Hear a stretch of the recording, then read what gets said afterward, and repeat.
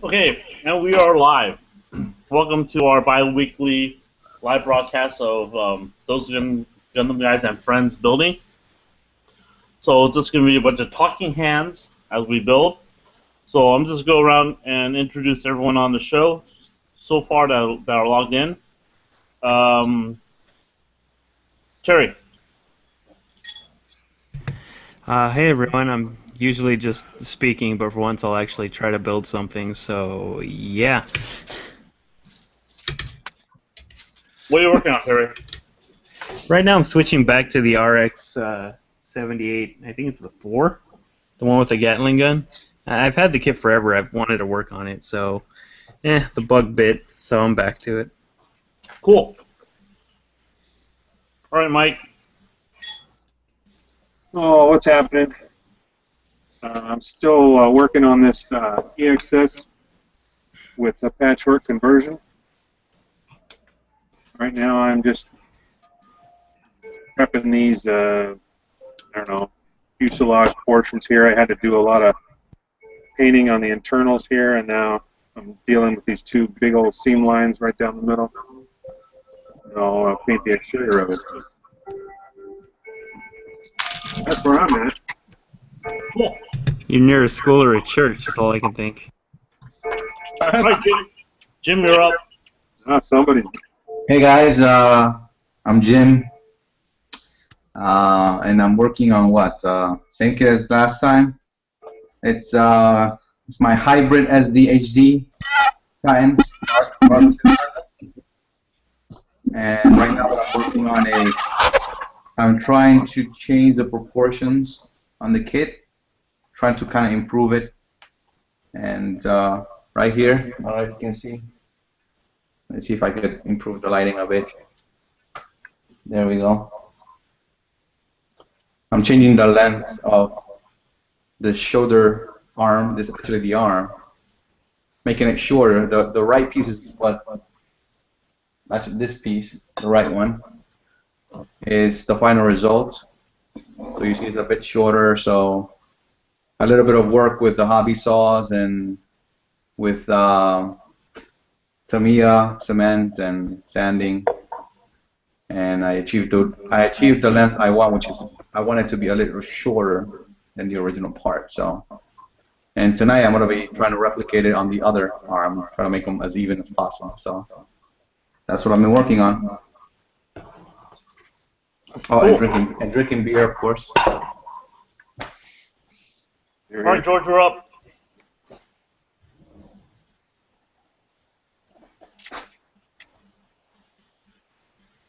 George? Hey, George, we can't hear you. After all that audio. He's on mute. Now he's having audio problems. It's hilarious. Didn't I tell you? Exactly when it starts. For all that time. Okay, working on a real type Gelgu. I did these alterations to the arm, make it look a little bit nicer and give it a little bit more mobility. Also going to be working on the Zaku and my Machine and Krieger kit some more. Cool. All right, we'll meet you again. God damn it. All right, Dan. East Coast Dan. Hey, I'm working on the 172 TIE Fighter from Bandai. Fun fact, the kit wasn't even in pieces on Sunday. And now I fully painted it, and I'm working on doing some weathering to make it kind of look grungy. Nice. Cool. Angel, you're up. I was working on some Kid. Who are we getting echo off of? I don't see a bounce on my screen.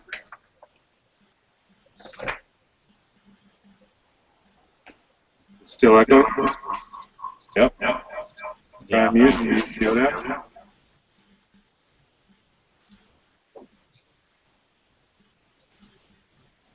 Let's see.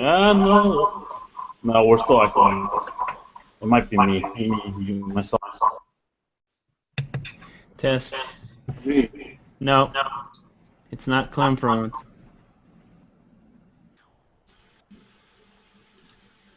All right.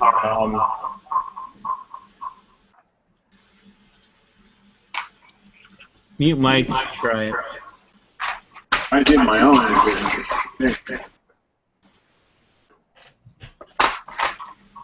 We're always running into this problem, I feel.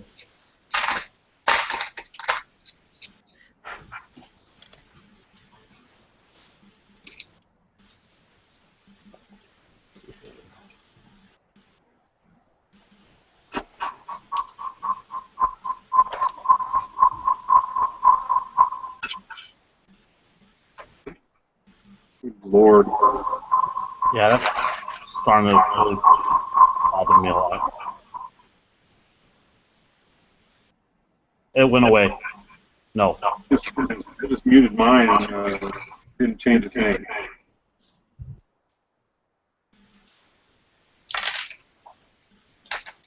I think it went away. No, it's a little bit. I love technology. Alright, I'm gonna... How many people are in the chat right now? Hold on, I'm gonna systematically mute everyone.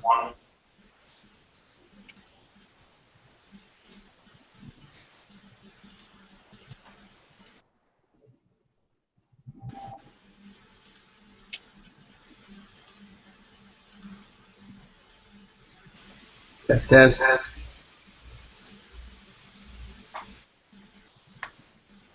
Alright, I muted everyone. Oh, actually, I don't think I muted anyone.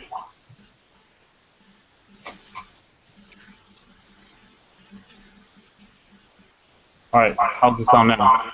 Nope. How's it sound now? Still getting an echo? Still getting an echo? Still getting an echo.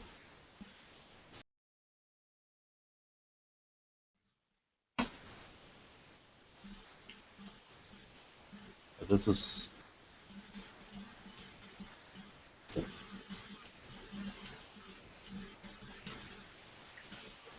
I mean, it was working fine. As soon as we broadcast, this happens. This is great.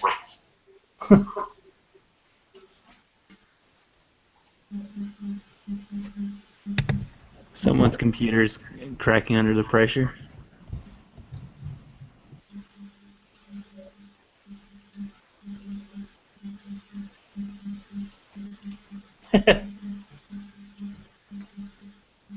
Are we still echoing? I don't think so. No, we're clear. Well, I muted everyone except for you. Go one by one then. Ah, shit. What's up, Matt? What's up? We're trying to resolve an audio problem. Were we echoing again? Yeah, we were echoing. Yep. So I think the echo's gone now. So someone that... Well, we can confirm it's not me. It's not Matt. Not me, man. I don't cause any issues.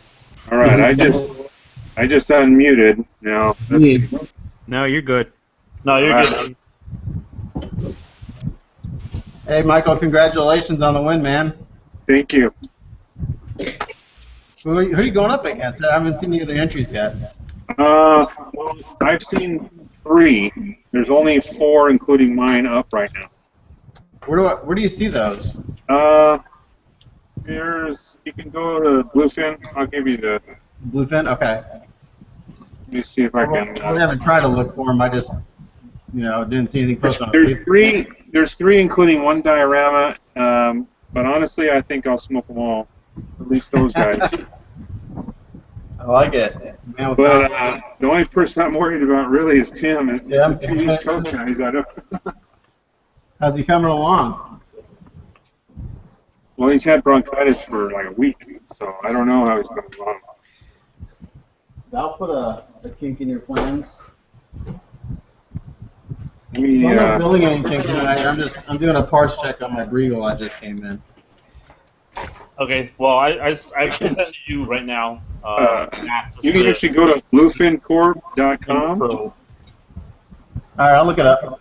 and you can find it there. There's a tab where it says to see the current contestants, click here, and then you'll see it. You won't see mine yet. They haven't updated the website yet. It just has the first three. They got Anime Central's up. Round 2 was Anime Con and Acon. Those are the three that are up. I'll look at Acon. That's from my area of the world. I don't know. Yeah, Acon was the guy that we met at Anime Expo. That's Drexel Gray. He came to our panel at Anime Expo. Oh, he did? Yeah, he's got a diagram as well. Now we got echoing. Huh? We have echoing again. Yeah, really got it. All right, who unmuted and where did the echo start from?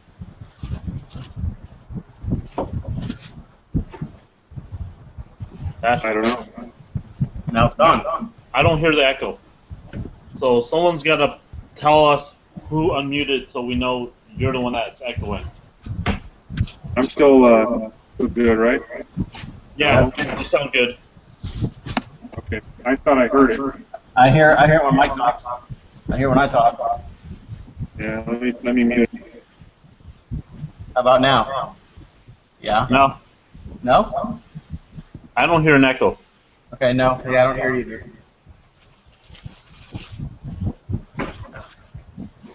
Maybe it's Mike. Well, when Matt was talking, I could hear it on mine. I can hear when you talk to Mike. No, but when you were talking, after I muted myself, I could hear you talking. It was echoing. Was I echoing? Yes, I could hear it on my end. Oh, wow. Let me try my line and see what happens.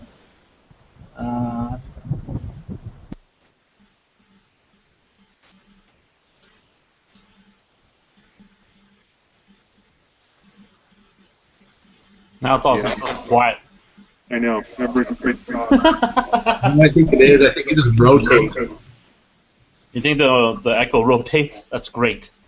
Cool, hot. We're never going to know. It So is. when I muted, I heard it when Mike spoke. Who knows? All right, we're gonna continue finishing, at least trying to finish introducing. Angel, what are you working on?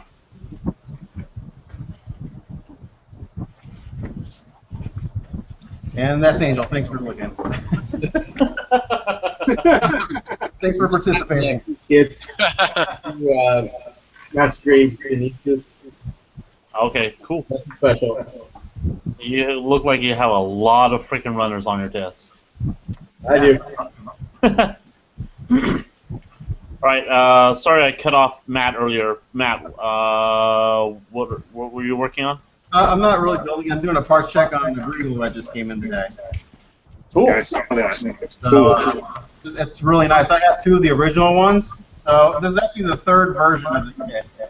When he did an original version, then he did a revised version of that one, and this is the third rendition. So I have one of everything. None of them are built.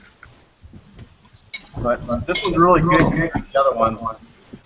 The casting is much better. That's what I'm doing. Cool. Alright, I'm going to talk a little bit about what I'm working on. So, bear with me. I got a kit from Anime Expo at the Volks booth. It was the first time Volks has been in at Anime Expo, and it's a resin kit. It's a Revy, and what's nice is it is all colored. Granted, this does nothing for me because I'm going to paint everything. So these parts have been cleaned or soaked and cleaned, and right now they're sitting here to dry. So I'll get to priming these, so all this wonderful color is going to disappear. Now, what I did when I was cleaning it is I actually dropped an extra one of her gun clips in the sink. So I'm going to have to make a cast of it, which is what I'm doing now. And I have the rest of these parts that I still need to sand and soak in purple powder to get rid of any mold release. So what I'm going to do now is just going to make a silicone mold of this. At least the first part of the silicone mold. So unless anyone's working on anything special, I'm going to kind of talk through this. Speak now before I start. I find it convenient Bulk showed up, and it was a hentai celebration. I see a coincidence. I want to show one more thing before you start, Cam. Sure. It's cool. So, I saw this at, I did a video, but this is a kit for cooler lights, which typically does plastic kits. Is it upside down or right for you guys? Is it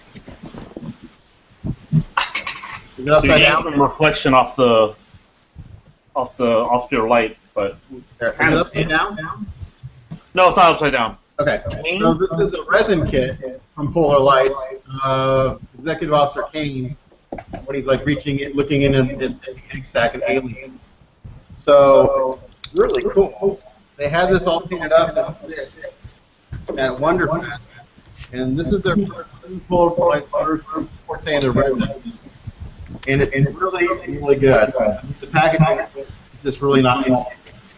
The casting is. Now they say this kit has 0 seam, 0 bubble. That's I find that hard to believe. a tall thing. There are some seams and there are some bubbles, but not bad. So I'm not going to a lot. It's really nice and presented. The dry fits really well, and it's got the resin is actually really. It's different from the resin I've seen before because it's very dense. It almost feels like plaster. So Tim, I don't know if you've ever had a resin, but it kind of feels like plaster. It's got the density of plaster. It's really a different type of resin I've ever seen before. But it's really high quality. So if you like alien, check out the Polar Lights when you can get. And the best price on Amazon through Horizon Hobbies. You're for $109 shipped, which is about $20 less than you get anywhere else. So it's really cool. So check it out. I guess your resin so you can find it. But it's a neat little kit. Clem, you have the bounce. I have the bounce? Yeah, it's bouncing off you. Okay, give me a sec. So that's all I'm done. Not much I could do. Yeah, it was pretty bad. My favorite part about building, when you had a piece, you leave the desk for a second and the piece is gone. Great. That never happened. What's more dumb is I started to glue the piece together while I'm still going, well, not the piece I'm missing, but the pieces where that piece is going. I'm starting to glue them together, like, I wonder where that piece went, only to catch myself, like, pull it apart, quick. Yeah, you glued something together, didn't you? I did that last night. One of my little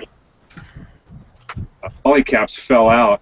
Yep, same thing. Well, I was getting ready and I saw it as soon as I glued it together. And I grabbed a screwdriver and popped it back apart before I had a chance to set. Oh yeah. Like, Right. You know Dan, the just splitter joined tool, us. Mike? Am I still echoing? No. yeah. Wait. No, No, I don't see it. Oh, not as much. Daniel, Hey, Daniel, Hi. Mike, Benny. How's it going? House Hunter. What? Hey, Have you guys Clem. decided? That's what I heard. You know what? Sometimes when you say, Dan, you say, be careful what you ask for, you just might get it. Look what happened. I know. Now you get it. Now you get the house you wanted, right? Yeah, but in the end, we're like, no, forget it. We got too used to the idea of the first house. Well, actually, the second house. Come on. We're sticking with 4 rooms. There's- 4 rooms. we can, yeah, but the Plan B house is so much cheaper than the Plan A house, and we can add a 4th room. You know, Oh, it got to be where the differences between the two houses stopped. Here we go. So, Every party needs a pooper. That's why we invited you. well, then you can pay my increased house payments. How far is it away, Dan?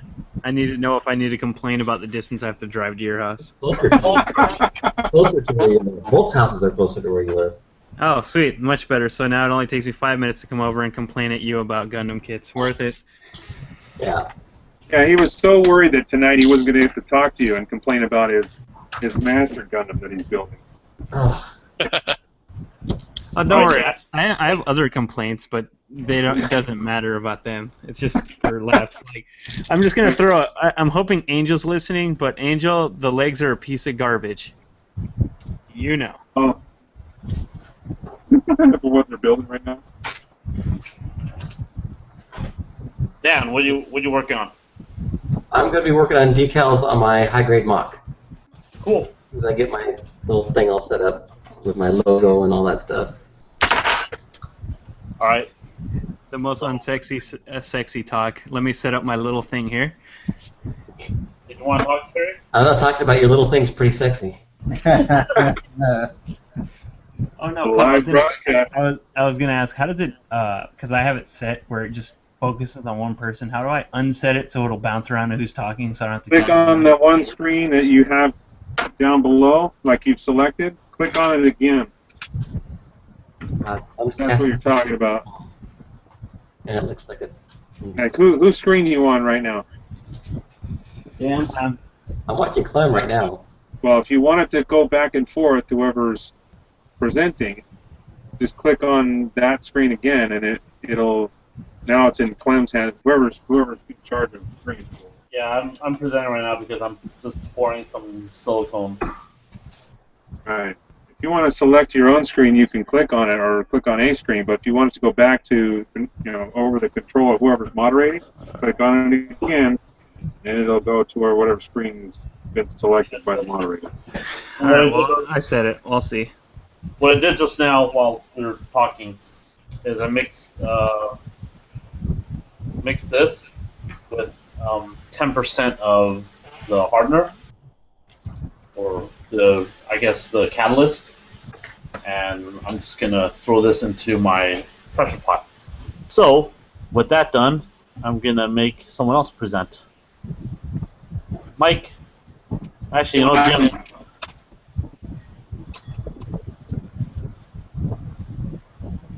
Jim's presenting now. Jim's up. Oh man, you got a beer guys. here now. Good beer. I'm actually out. I'm ready to go fetch another one. I gotta get Whoa. Priorities. Yeah, Kind of fancy beer with an eagle on it. looks like me at Anime Expo, man.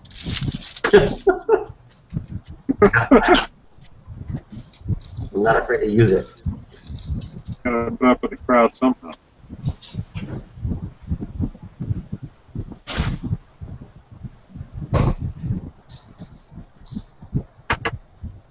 So Jim, you're presenting, man. What are you doing? I am trying to change the proportions of an arm, making it shorter. So it's actually the first time I'm performing surgery like this extensive on a kid, on a part. So this is what I kind of want to achieve. I remember my first time. So this is shorter or longer? What was his name, Mike? What was his name? There was also beer involved in that one too. Okay, so this is the original part right here, and this is what I want to achieve. Just a few millimeters shorter. I don't know if you can tell the difference. One is significantly smaller. Focus. There we go. So I need to remove a sliver this big from that part. So that's basically what I'm doing. And it's not that big of a difference. I think it's what, 2 millimeters or something like that, or 3 millimeters. Dude, 2 millimeters is all the difference, man. Yeah, actually, yeah, it is. It's almost 3 millimeters. That's what she said. So yeah, you're right. At this scale, it is a huge difference, and aesthetically, it looks way better when it's shorter. So actually, before I even started cutting, what I did, I took a picture of it, and I went into Photoshop and kind of made the cut on the photograph, on the picture. to see if it indeed looked better, and it did. So I then kind of took that scale, measured how much I needed to take off, and that's what I did.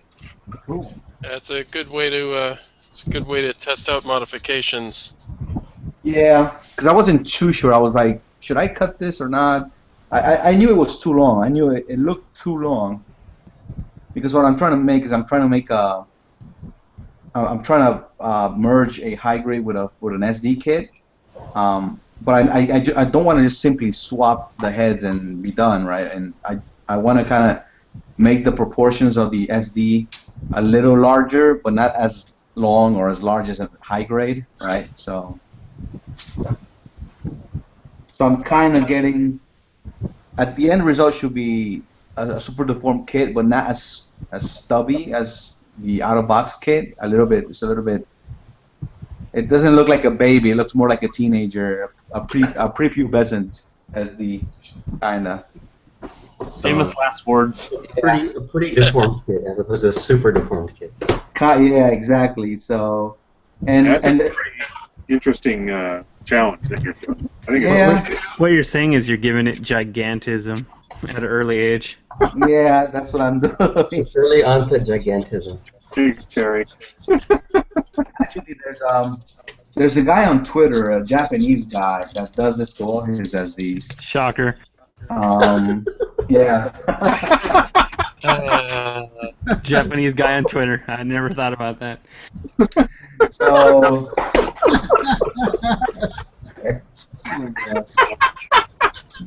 So I kind of had the idea. I'm being a smart ass. Oh, fucking Terry, man. Thinking about Nintendo? All right, so we had a question on some of the silicone I'm using. So, particular silicone is by a company called MEK. They're in Huntington Beach, and this is basically just your run-of-the-mill silicone. Now, the short weight, what I've been told is, changes the hardness of the silicone mold. So let me get a little piece of silicone mold out. And short weight just kind of determines how flexible this stuff is. The harder the short weight, the tougher this is. So there's different uses for different short weights. I've also been told that the color they use kind of determines what short weight it is. So right now I'm using green. I think this is like a 25 shore. And this is probably 20 or so. But once this hardens up, it just kind of looks like this. And ready to cast once I'm done with this. So this is my excess. I like to keep this along, so I know that once this hardens up, I know that I could demold or pull my silicone out of the pressure pot and work on the other half of it. So hopefully that answered that question. Phrasing. Now, on to East Coast Dan, what he's working on. Looks like decals. West Coast Dan? I finished doing my weathering on the TIE Fighter, and unfortunately I wound up cracking the plastic down here at the housing. The enamel wash I was using got in there and made the part brittle, and it just kind of snapped off. But it's kind of glued in there, and I don't think you'll notice it. But yeah, now I'm transitioning to doing 10-point deduction. Because I know. Are you drinking tonight? What's up with you? I do. Anyway, go ahead, Dan. Finish what you were saying. Oh, no, I'm done. Just gonna start the decals now. Just have to figure out where everything is. Right. Okay. So we have two Dans doing decals. Da-da-da-da. Okay. I heard that Star Wars kits seem to be more rare. Is it just hard to get them, or what is it about them? The Bandai ones. This is one of the new Bandai kits. I mean, it's fairly accessible. Yeah, they're all over the place. And they're really well made. I've literally only ever seen the Stormtrooper once in real life, and maybe Vader like once. You didn't go to. And every single one at Anime Expo. Oh yeah, I want to go there and get in the lines to get in the room where there's lines to go look at stuff. I'm It okay. wasn't that bad this year. I'm just telling you, they're more available than you might think. Wait. So the hentai celebration scared people away, so it was more accessible. The hentai celebration brought more people. Come on. How is it more? How is it more? I don't know. Forget. They're all in the hentai room. That's why. Let the rest of the whole.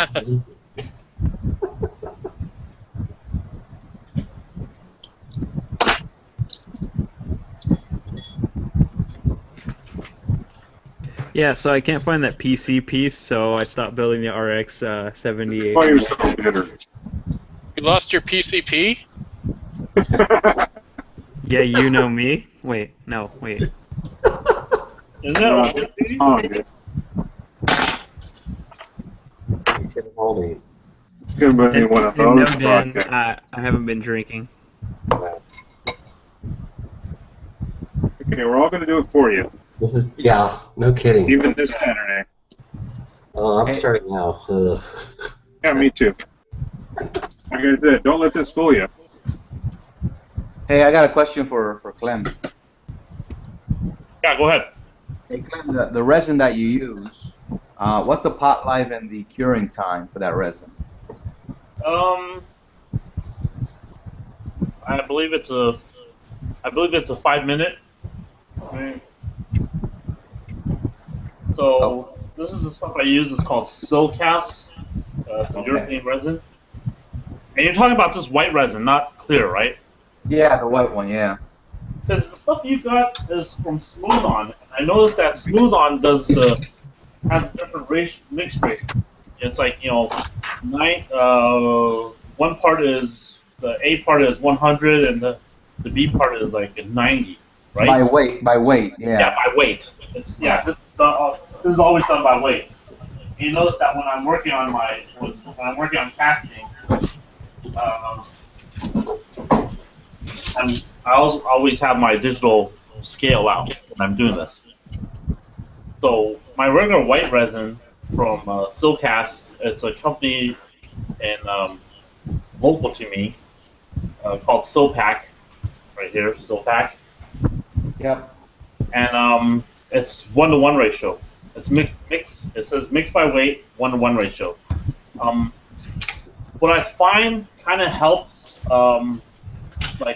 speed up the cure process, is if you have some older resin, I usually soak this in some hot water, heat up the liquids, and then mix it together. That kind of facilitates that process. But if you don't want it to cure that quickly, just use it straight out of the bottle with it room temperature. Okay, in 5 minutes you have enough time to mix, pour, and put in your pressure pot? Because that seems kind of short.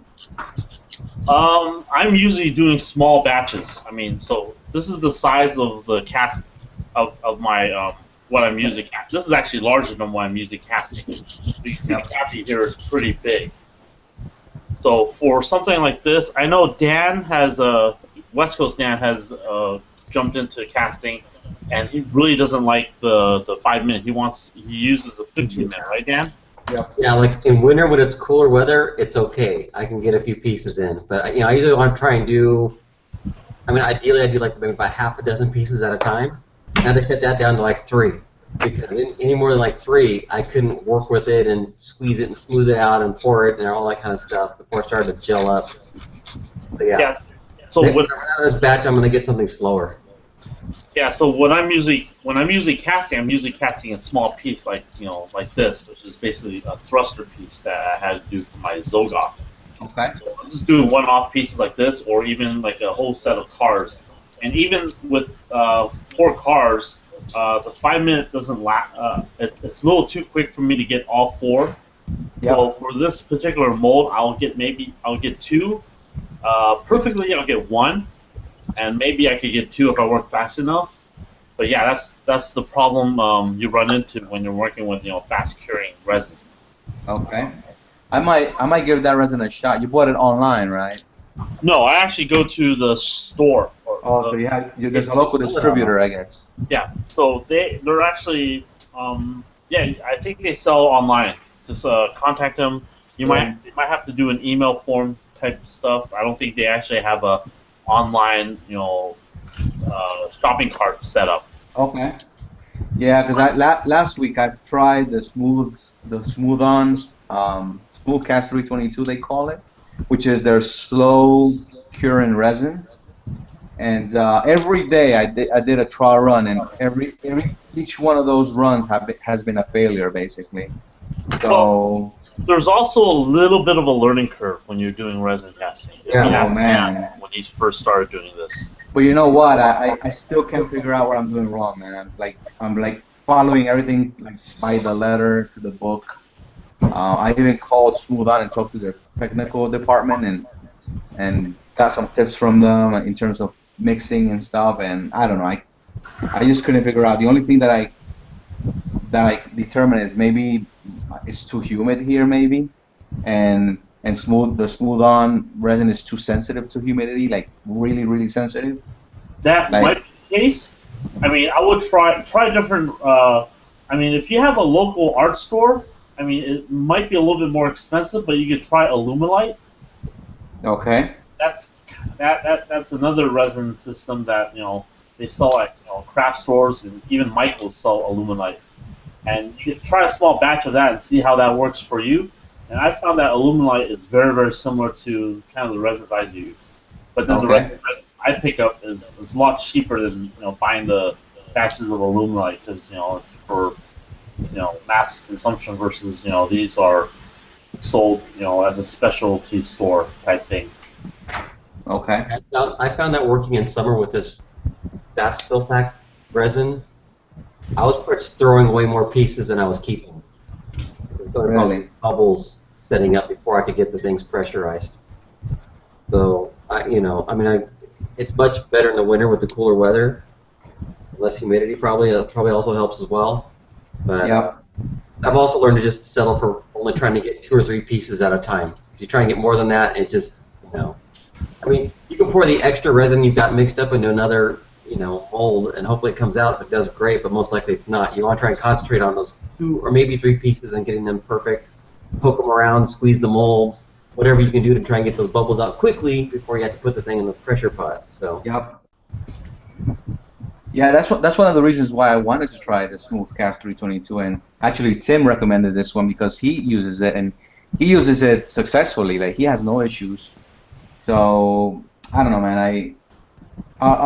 Tomorrow I'm gonna try to do another run. The thing is that my last run, I didn't use a mold release on my mold. Yeah, but the thing is, here's the thing: the tech, he suggested that he said, well, you don't really need a mold release if you're not doing a production run. The mold release, what it does is it extends the life of your mold. But if it's silicone mold, you really don't need mold release. That was his words. Yeah. And I basically believed them, and that thing just tore apart my mold when I tried to demold it. So, sucks.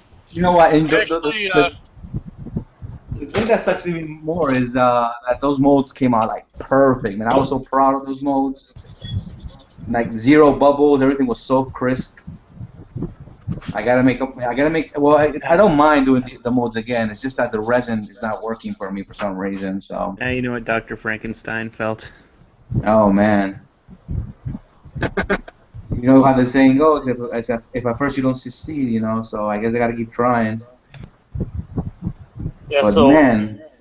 one of the questions on there from the guys over there on watching this is about the pressure pot. So I'm gonna hopefully bring this up a little bit. That's not gonna work well because I'm a fat fuck. So you see in the corner next to my dog, as I move the chair, there's a pressure pot right there. Is he watching it to make sure it doesn't explode? Yes. Canine shield. Canine shield. Keep a good eye on it. If it blows, let me know. the pressure pot I picked up is actually a pressure paint pot. So it's designed so you put paint in there and apply pressure, and with a couple of attachments you could spray, high pressure paint. So I had to convert it by cutting the internal pipe that went through the lid down so it has a paint suction. So imagine the lid with a tube that sucks the paint up from the bottom up, and make a couple of modifications to some fittings, close up some stuff, and it was my pressure pot. And I picked it up at Harbor Freight for about, I think, $80 at the time. Yeah, sounds right. Yeah, the problem with Harbor Freight is usually Chinese knockoffs. So there's a rating on the pressure pot for, I think, 80 psi. I'm never gonna hit that, just because I'm afraid it's gonna explode on me. It probably has lead in it, so I'm sterile. So You're in the world of favor. And but a regular pressure pot would cost $200, $200, $300 for just the same thing, and I'm only running about 40 psi or however much my. But safety has no value. Yeah, my however much my compressor can put out, and I have made some excellent casts, excellent molds with it, just with 40 psi, and no problems with that. I think Dan has a similar setup, right?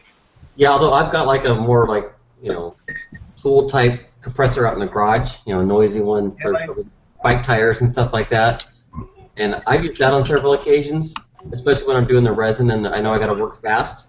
So what I do is I load that tank up on that thing up to 90 psi, whatever, on its own internal tank until it tops out. I quickly hook up my pressure pot to it, turn the valve so I pump it up with about maybe 50 psi, and that way I quickly fill it. Because if you wait for your little airbrush compressor to fill up that pressure pot, it's going to take 5 minutes probably, and by then your resin's past cured. So to speed things up, I got my garage compressor going, like the Sears compressor or whatever, the Craftsman one. That way I could hook it up real fast, turn the valve, and reasonably quickly. You don't blast it all at once, or you'll make the thing bubble up, explode or whatever. But you can get it to fill up within a minute or so, which can be kind of critical with that particular resin, that Silpac resin that dries or cures really fast. And I probably had it up to about 60 psi in that same pot that Clem has from Harbor Freight, and haven't had a problem. But yeah, I definitely wouldn't put it above that. Cool. Hey Clem, I'm more of a wuss than you are, and I actually did buy a legitimate pressure pot instead of packing a paint pot. So. Well, you seem to have a lot of money to spend on gadgets and stuff. So. I mean, you have the friggin' space knife. You can probably pick a space knife at a Chinese knockoff store for like $15, and they'll give you a selfie stick too. Hey Jim, are you single? I am not single, but I don't have any kids. That's the thing. Actually, Clem, the pot I only spent like $180 on it, so it's a $350 pot. So I think I got a deal. So I said, if spend a bit more and not have to get not have to hack anything, or the other thing that don't have to worry about lumps on your balls. Yeah. My biggest thing was yeah, and sounds like a good weekend. And with the paint pot, you have to go out and buy the fittings and all that. So I just say, what the hell. Hugo's actually been watching it, waiting for it to explode. He's like, please, God, explode.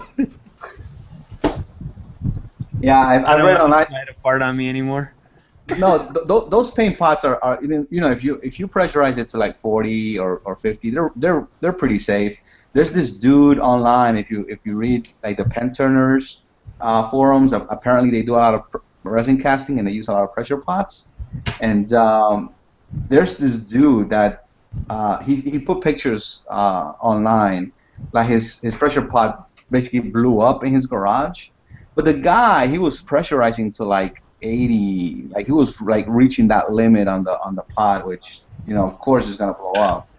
But if you guys want to build one, there's plenty of resources online. Go to childofmecha.com. There's a like Never Tim, heard of it.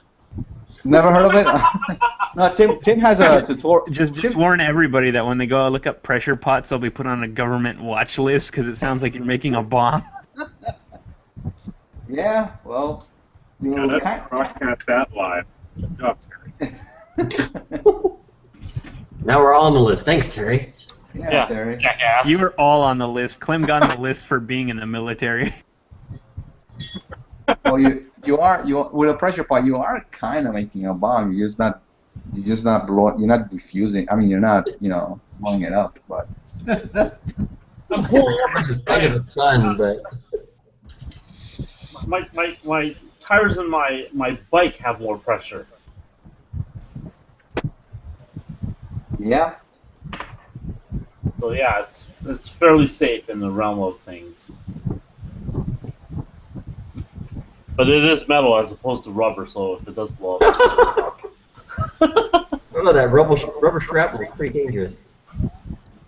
the thing that I don't like about that pressure pot is the screws. They dig into the lid, so I think after a while they start. So I'm guessing you rotate that lid every time you. Yes. But I mean, you're tightening it too much, Jim. You don't need to. You just need to make it hand tight, and that should be good enough. You should not be tools to tighten it up with. I've hand tightened it, but I've hand tightened it a lot because one time one of them did pop on me. So I think I probably did not tighten it enough.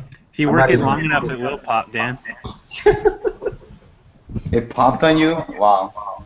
Just one of the. Did you at least buy it dinner first? Shut up, Terry. Hey, Terry, you know chata? Come on, I'm Hispanic. Get out of here with that joke. Are I'm you partially Hispanic. I know that joke. Tell that joke. I don't know that joke. Oh, We have a question from the folks that are watching.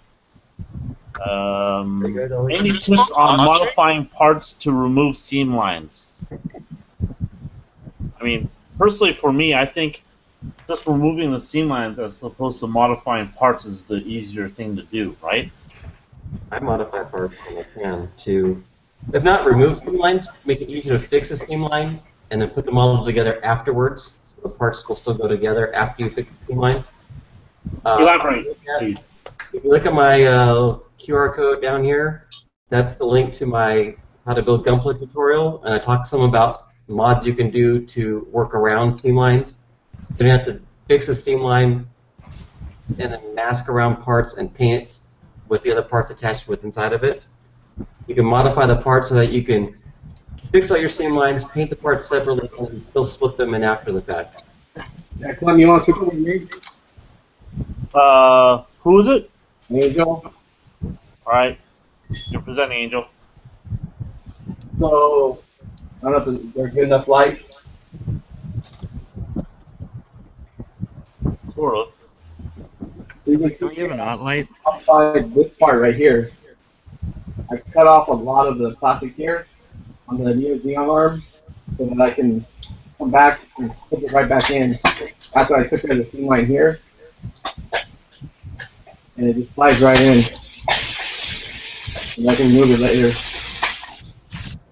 So that helped with so I was able to modify that so I can do these separately. Yeah, that's exactly the kind of thing I was talking about. Okay. Another tip to avoid having to mod kits: buy the newer kits. Don't buy the older kits. Okay, how new is that new Xeon? It came out last year. Yeah, but it's Xeon. I expect it on those now. The high bar is set by the Zaku 2, and then everything else is everywhere below it in terms of seam. But even some of the new kits, you can tell they were thinking like, oh, we're going to make it so that these people can like easily trim this tab off, and from there slide the parts in after the fact. Some of the elbow joints in the high-grade kits are definitely made so that you cut a little piece off, and then you can slip the parts in afterwards.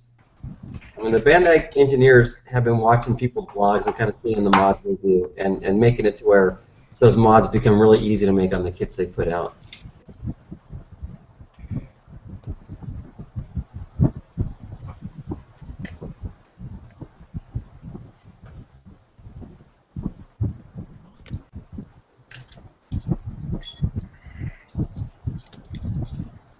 Comfortable silence.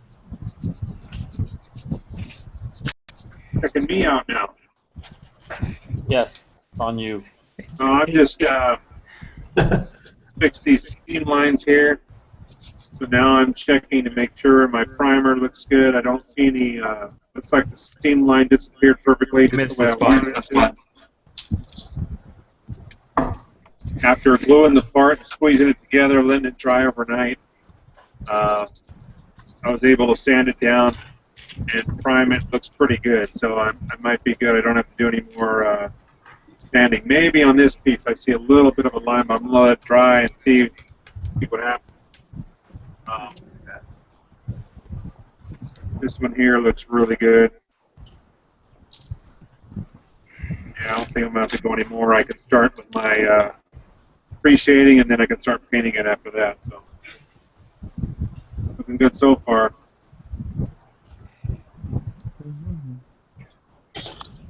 Here's More complicated pieces. Huh? Here's something that I'm working on, or with this kit. Might, or people might find interesting. I had a pinhole that I expanded with a hobby knife. Yeah, you did. So, thanks, Terry. So what I'm using to fill it is it's called light curing putty, and I turn off my my desk lamp so I can do this. What it does is it works off of the UV light. So if you put this out in the sun, it'll cure up really quickly. So this stuff's called, to me, I like curing putty. One tube of this stuff will last you forever. Once I have this on here, I could keep working on this until I'm satisfied with how it, it's laid down. And all I do is turn on the light and put it up against my light to cure it. So I'm going to bring my light down a little bit so that you can see that it's time frame that it cures in is within. Usually at this close, it cures within 30 seconds. Really a full minute if you want it to, really cure. What happens is the light needs to penetrate through the entire putty. So you're not going to throw a very thick layer of this because the light can't penetrate all the way through and cure it. So you want to put fairly thin layers if you want to build it up. For this hole, it's a fairly thin layer, so this will work just like this. And once this has been about, I think about 30 seconds to a minute, so move my light back up and out of the way. And once it cures, it still has this glossy, liquid on it. That needs to be cleaned off. And once that's cleaned off, residue is cleaned off, it's nice and solid. And the consistency of this putty is very similar to resin. So I could go in and I could immediately sand this. And what I used to use to fill, whoa, what was that? What I used to fill holes was a two-part epoxy putty, and that usually takes several hours to a day to cure up. So my work time would be slowed by that. Now with this stuff, I could immediately fix something really quickly and sand it and be on my way. So for anyone that's hasn't used light curing putty before, I highly recommend this. And majority of the folks on this broadcast also I've kind of converted into using light curing putty. There's a little bit of a learning curve, but once you figure that one out, it's easy to do. And right now, I could do my fingernail test, and this has been done.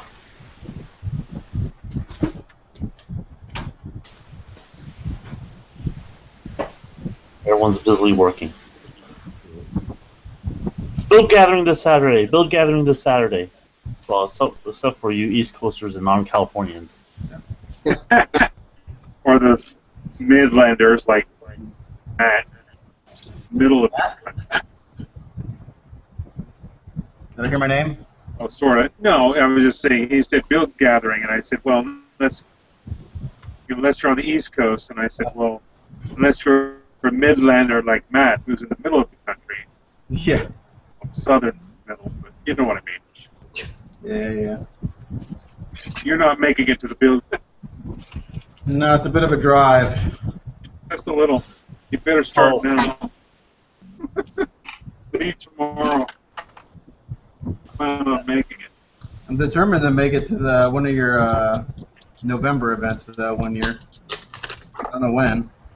This year? November. Not this year. I'm in November. I don't know if I can do this year. Oh, man, I wish I could. This year's gonna be awesome. I think I said that's the best idea or this. Maybe like 13 hours. We have people from the East Coast that come. Not they don't necessarily drive. No, I would drive. You know these things called airplanes. Yeah, but then if I bring kits, it's a nightmare to pack. Yeah, I would spend more in shipping kits than I would on an airplane ticket. Well, teach one of your bigger models to drive. Yeah. We got one little Arduino project. That'd be a cool mod. So I was thinking, this mock, it doesn't really come from any universe. I like to make it fed easy on what. I'm thinking, maybe I'll stick the Bandai logo on it, where I know it's like a Fetty logo or something. Because it's just a creation of Bandai. It has no soul. I don't think anything created by Bandai has soul. Well, unless you do like a 1/12 scale James Brown or something. But. Cricket.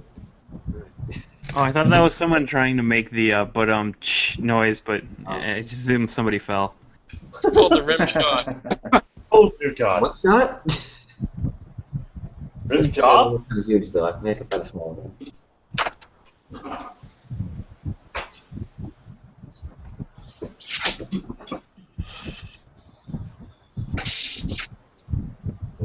Build Fighter doesn't have a logo. Make one. You could design one. Build Fighter has their logo, the show name. You think I'm going to go through that effort for this hand-painted mock? Yes. No, you're wrong. Go, OCDE. Do it, Dan. Yeah, then I'll wait the weeks for Samuel Decal to print it and send it to me from Hong Kong. It's probably just cheaper for you to get a decal printer. They're impossible to get. They stop making them in America. They're like Bandai. You can only get them in Asia. So East Coast Dan, are you mixing a flat? I am mixing up a top coat, yes. Cool. Nothing too exciting. Well, okay. I was gonna ask about that your lighter fluid that you had there. I have the same one. Was that what you used to do your enamel wash, to clean it up and whatnot? Yes. Yeah, I used the Tommy weathering wash for the shade, and then cleaned it up with the Zippo and an old T-shirt. I mean, honestly, I didn't use that much Zippo at all. Actually, I just kind of. So how did it crack just from putting it together, or you looked at it wrong and it cracked? It probably cracked from a combination of the wash getting into the part where it was unpainted on the inside, and me just fiddling around with the piece while I was, kind of buffing it off. Okay. The reason why I'm focusing on this is because a couple episodes ago we had this question about how to avoid, this cracking issue with enamel washes. And I don't know, we kind of posed the question, and everyone's kind of had the same thing. Yeah, it kind of cracks, sucks. There was no real solution, so I was hoping you had a solution, but Use any pens. I mean, my solution is honestly use less and be more careful, but I don't do either, so I'm not a great poster child for that. Yeah, I have that problem as well. I mean, I think about it. I know the theory. It just doesn't occur to me while I'm actually working on the kits. That's the problem. Clem uses the theory of finesse, which means it's gonna break. Shut up. That only happened once. Yeah. It only needed to happen once. Terry, let it go. Come on. There's even a song. I'm looking at the Want me to kit sing right it? now. Oh, you were gonna finish that kit, Terry. Especially with enamel wash, it's kind of hard sometimes when you're doing an enamel wash. If you have a lot of paint there that you got to try to thin out, sometimes you're using more lighter fluid. Even though you're trying to be careful with it, you just end up using more. And of course, I had problems with the diorama because I did enamel washes on the diorama that I built, and I had parts break on me. Now, how to avoid it? I don't know. Now, one of our model, Sean, our resident ship modeler, he says that if you let it completely, if you let the enamel thinner or the lighter fluid completely evaporate from the kit, and the plastic will kind of settle, and return back to not being as brittle. But I've kind of found that some old kits I have that I heavily used lighter fluid wash still broke, and this is years after doing an enamel wash, so I don't think that has any bearing on that. Anyone have that experience? You might be right. I don't know. It did seem like after the kit, the kits that I did the wash on sat for a few days, they weren't as brittle. But mostly it was really tiny parts that broke. It wasn't something big. It might have been a really thin piece that broke on me. It was easy to fix, but again, I don't know. It seemed like, once everything sat for weeks, a few weeks, it didn't have those issues. I guess a question I have for the group is, what are the alternatives to an enamel wash? I mean, does Indio ink work? I've heard a lot of people have kind of gone that direction. Works great. I've done it. What does work? What work? India, the artist pens, the India ink. Oh, I use that for panel lines exclusively. I don't do washes too often, but for panel lines, that's all I use. Yeah, so it's that's acrylic based, right? Or alcohol based? Water based. Water based. Well, it makes sense. I mean, the reason why most of us use enamels is because it's oil based and it dries slowly. So we have enough time to work with it to blend, and the flow might be a little bit better. But I haven't tried. I use India ink to draw anime eyes out of a repeatograph pen. But that's all I use it for. I haven't tried it for weathering. Yeah, Matt, that's funny you should mention those pens because as soon as I saw your tutorial on that, I went out and bought some. Yeah, I mean, I couldn't say use them for washes because I don't do weathering, but for panel lines, they work awesome. Yep. And the great thing about India ink is you can get them in a rainbow of color. So now, I don't know if they work well for a wash because they wipe off so easily. I was trying to do, on my Stella figure kit, I was trying to do the black piping in India ink, and even 3 days later, it would just come off with a touch. So I just ended up wiping it all off and I went back and hand painted with enamels, and that worked much better. But for panel, something where you don't have to handle, you can put it on, wipe it off right away, it works great. So I don't know about a wash. If there'd be I think the ultimate, I think the answer is really just to have different methods. The India ink pens work great depending on your situation. Sometimes you might need to use those. Sometimes you might want to use an AK product or something like that, like their panel line wash.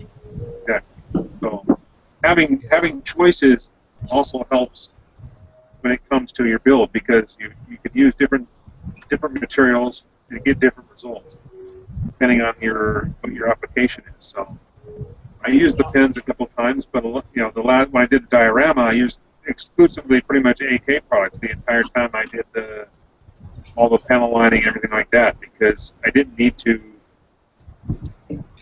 wipe everything off instantly. I was able to apply the washes and then go back or panel lines and then go back and clean them up a little bit later. So I think having different choices or different methods works well. So. Yeah, I don't think I switch methods all the time, just depending on either how fast I want to do something or what I'm trying to do for the end result. So it's never like a rinse, wash, repeat process. It changes all the time, and that just comes from building more kits, learning what works for you. Because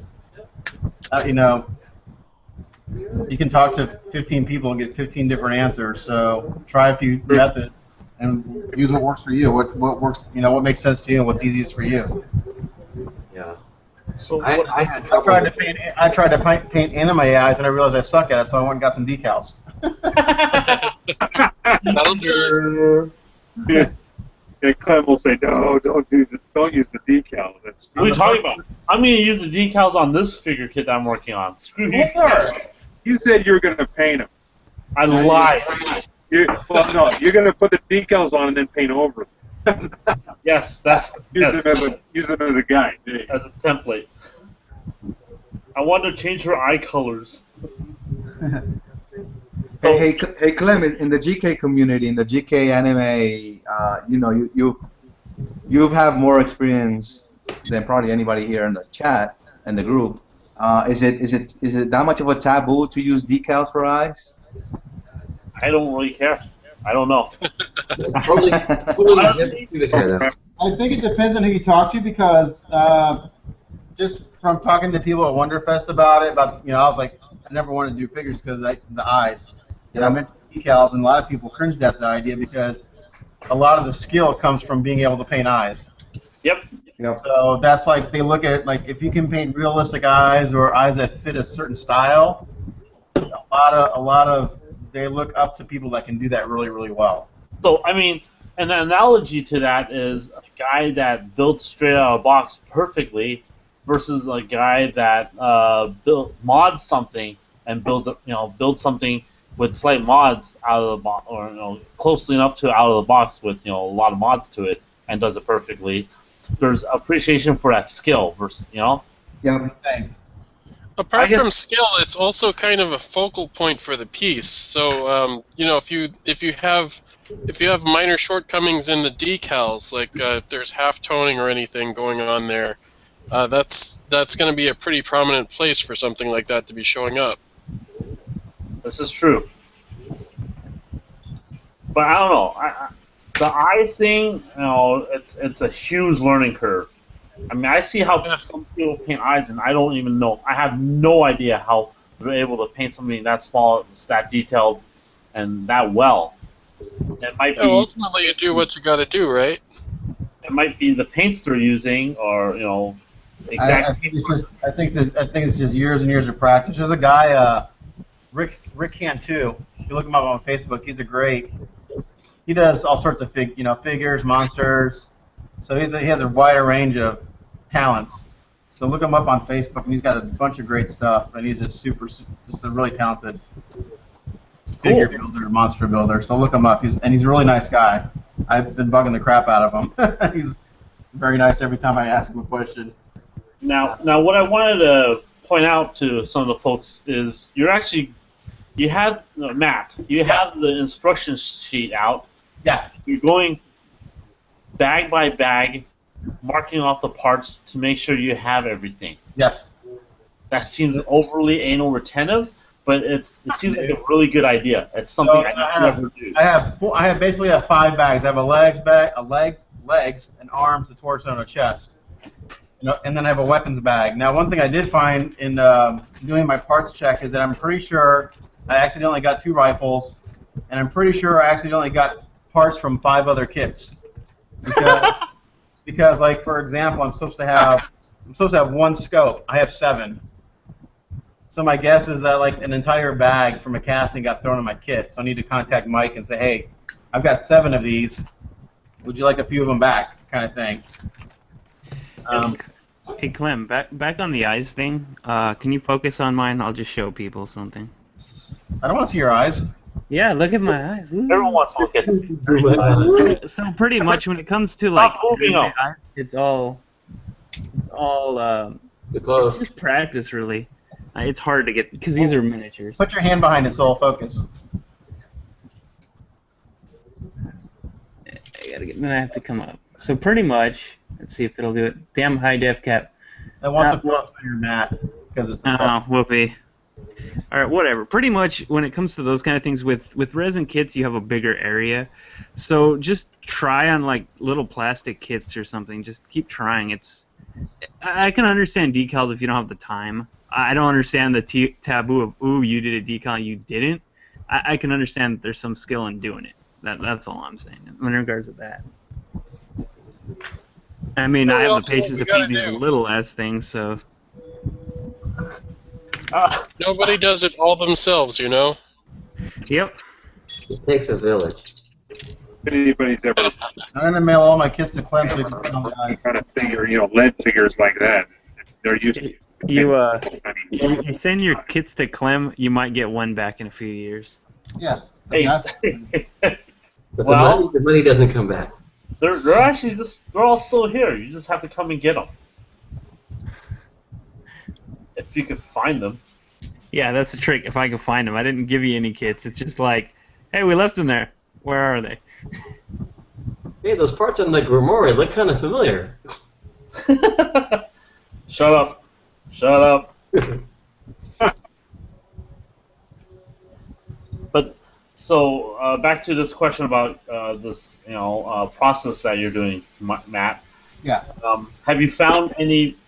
I mean, I guess I understand because it's not, a big production piece. Yeah. So the possibility of losing parts is pretty real. So have you ever encountered a kit where you start working on it and you say, well, fuck me, I'm missing some parts. I learned pretty quick that, and Jim can attest to this because he just went through this with a few of his kits. He was missing some pieces. I've had kits where I learned pretty quick, like on the first kit that I started building and I realized I was missing something, to do a parts check every time.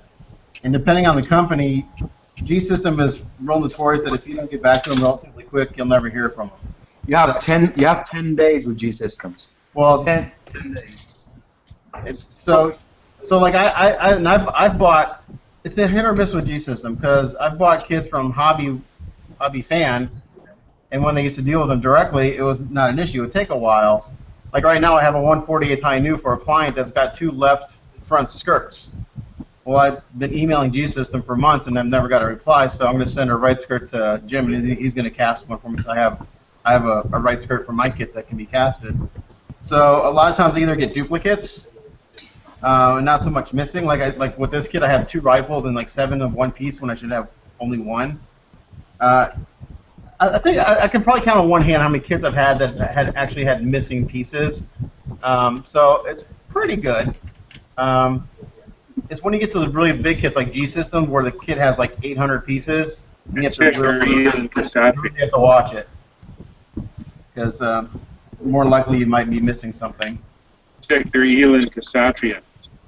Tell me if you got And Elin Cassatria, yeah. Yeah. Yeah, so, I mean, I was working on a figure kit a couple years back, and I bought this figure kit from, Yahoo Japan Auctions. So it was sold at a show, and it was actually a production kit from a fairly large company called Orchid Seed. And, opened the box out, started drilling parts together, and putting this kit together, and I realized I had 2 left thighs. Oh man. And no right thigh. So I'm stuck with a kit that I picked up off Yahoo Auctions, and I need to contact this company to get a replacement part. Yeah. So, and they're in Japan, and I didn't buy them directly from them. I bought it through a third party. So I ended up having to find a proxy. There used to be a guy that worked for HLJ. Went by Joseph Tsai, I think. went by name of Tokyo Hunter. So I contacted this guy because he was in Japan. And I knew he spoke English. So he was actually able to get this part for me. How long did it take? Man, in and out of about a couple of weeks from when I discovered my problem and resolved it. So it wasn't that big of a deal, and plus it was I discovered it as I was building, and it was just one of maybe 16 parts total for that figure kit that I had a problem with. So and I could fully understand the reasoning for counting parts when you have 300 parts, 300 resin parts. Yeah. I don't think this problem is too big of a deal when we open up our plastic Bandai kits. No.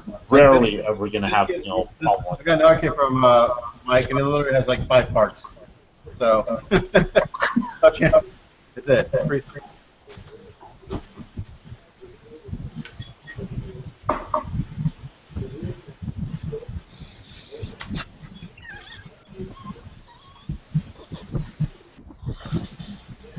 An awfully modern kit you got there, George. What's that? An awfully modern kit you got there, George. Yes, it is. Switched over to working on the Zaku. Right here, I did. I don't know if I showed this. Last time I was working on this, but I replaced the cable beads with ones that I made myself because I was sick of the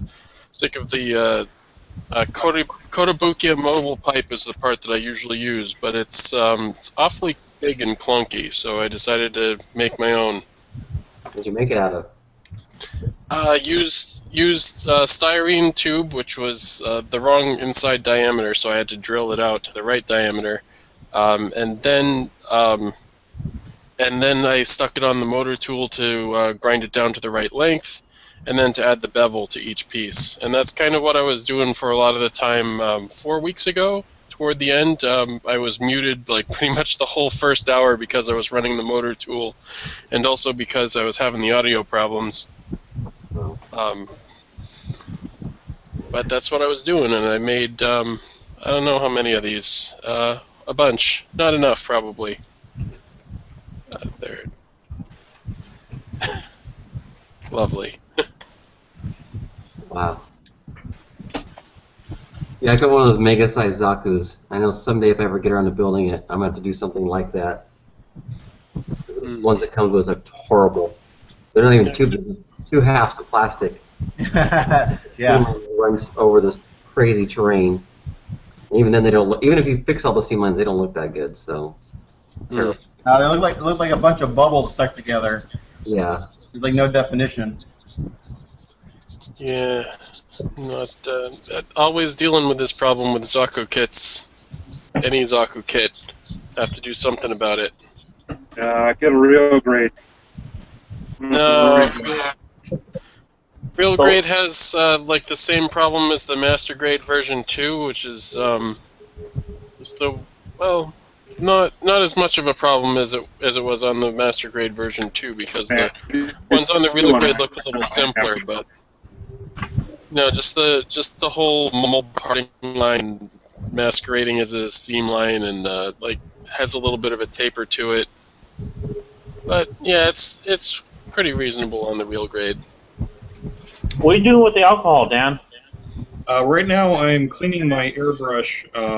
I kind of do this whenever I'm getting ready to top coat, just to clear all the crap out of it. Huh. Okay. So you use alcohol to clean? Because you use mostly acrylics? No, I typically use lacquer, Mr. Color. But I found this stuff, it strips it pretty well. So. Really? They'll strip the lacquer? Yeah. Takes care of the Mr. Hobby. I'll have to try that. I actually typically use a sonic cleaner. I'm not using it right now because it's kind of vibrates and makes a lot of noise, but that's a really good way of cleaning some of the stuff out that I can do with my hands. Actually, I was running my sonic cleaner when you guys were when we started the test broadcast, or before we were broadcasting. I don't think you guys heard my sonic my ultrasonic cleaner running. Did you? No. In fact, when I'm done, I'm wondering if that's doing anything. I picked up one of these actually. Give Just me a to try second. it out. Let me bring you up, Mike. All right, you're on. That's the best thing I bought last like a month ago. Did you get one too? How lazy are you bastards? Oh my gosh. Seriously, how lazy are you guys? When I spend $15, like, oh my gosh, it's like the worst $15, and then I use like, oh my gosh, it's the best. It was $11. Okay, it was $11, and I haven't even used it yet. I just put together, but it's to revive like an old pot of paint that's been sitting around for a while, and all the sediment, all the the pigment has gone to the bottom. And this thing is freaking awesome. If you have any People paint, curse you guys for making them buy all I mean, sorts it's a version of a big paint mixer. It runs on You got the 2,000. bounce back again. Look at that thing. yeah, that's like, when I bought mine, I was like, oh my gosh, this is so stupid. But then I got home and I have a bunch of those Plamo paints, and if they sit too long, all the stuff goes to the bottom, and you can never get it up. And that stir like seconds. Well, that's a personal problem right there. Blue pills. Yeah, it's pretty awesome. I saw it, and it's cheap too, so why not, right? Do be careful though, because don't get any lacquer thinner on the plastic; it'll melt it. Yeah. I can see like that. like the clean strip lacquer. Don't get any of that on there; it'll melt the plastic. And this color is fine.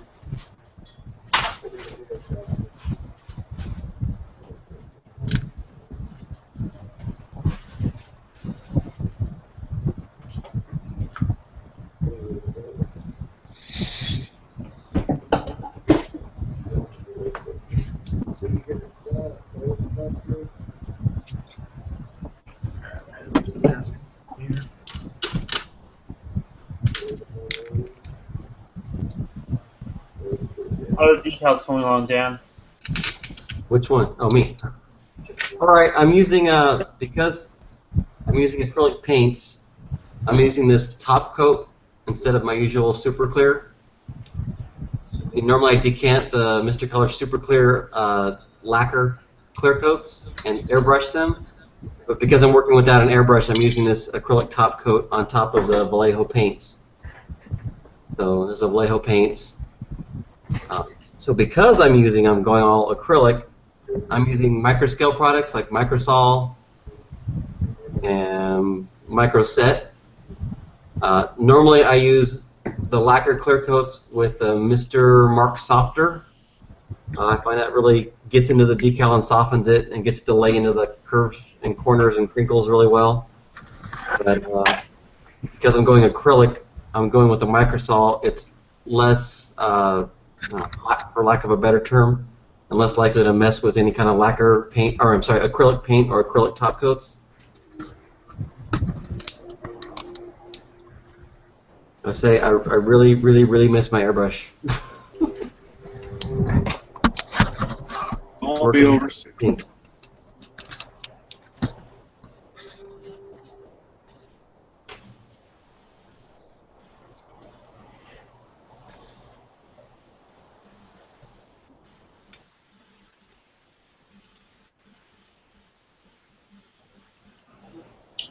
So I think you were the one talking about this before, Dan, about how easy it is to modify these Bandai joints to snap in. Yeah. Did you break something? No, it's a little bit of a pain in the ass, but I already got the other one. But I had to trim down these plates going around the bottom of the knee, or around the top of the knee, I should say. Haven't quite figured out how to do that to the other one yet. The other leg or the bottom of the leg? You mean the bottom of the leg? I'm doing the top of the leg to the knee joint right now. The Okay. bottom of the leg, I think, is just gonna have to be locked in there, because it's trapped to the knee joint is trapped to the frame that goes through the lower leg, and I couldn't work out a way to have that bit be removable. Short of cutting it in half, maybe that might work. Cutting it in half and then stick a top half in the top and bottom half in the bottom, but I don't know. I went that way with the high-grade strike long ago, and I don't really want to deal with it again.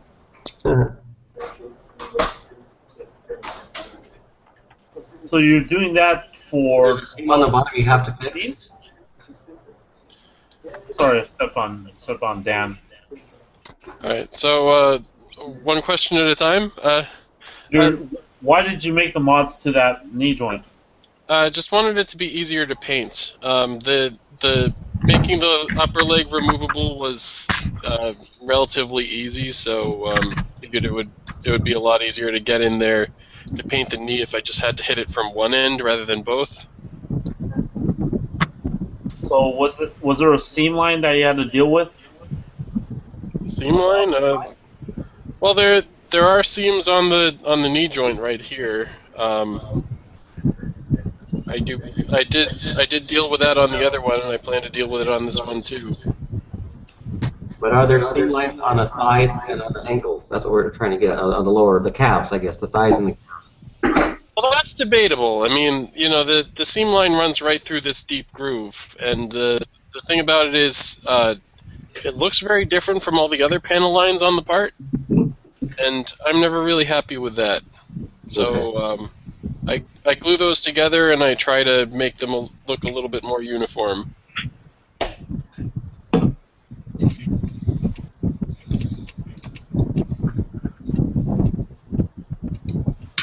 Fiddling around.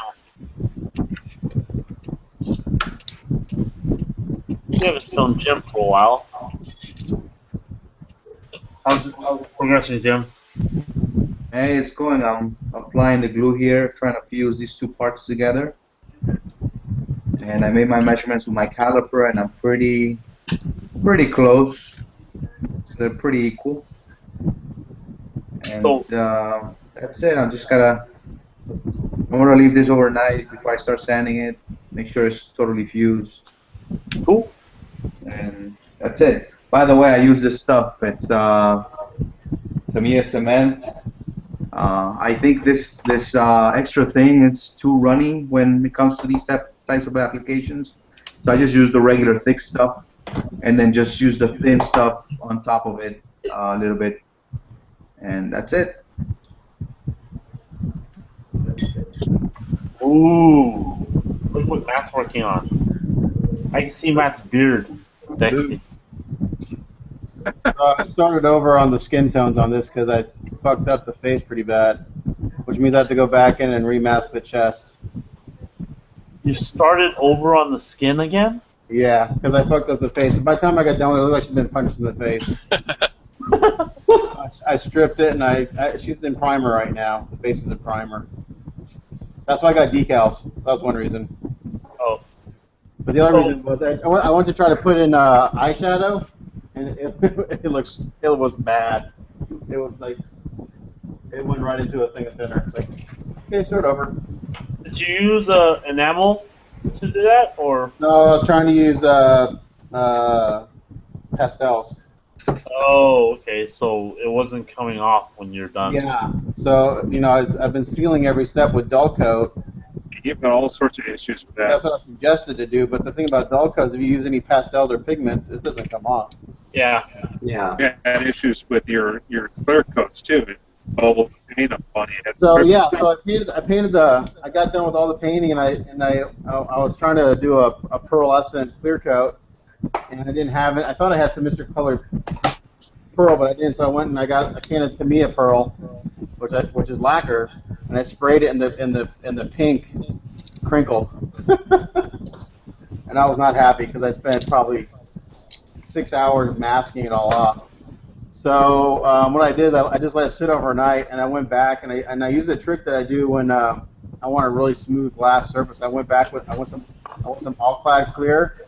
I put on one wet coat of that. I let it sit for about 40 minutes, and I went back with Mr. Super, the GX clear, and I put that on really wet, and it all melted right back together. And it was like perfectly smooth.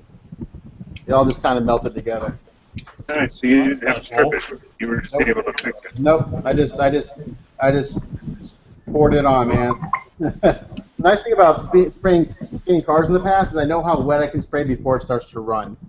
So that's a really good skill to learn, especially when you're trying to get a gloss surface. You would have had to spend a lot of time stripping that.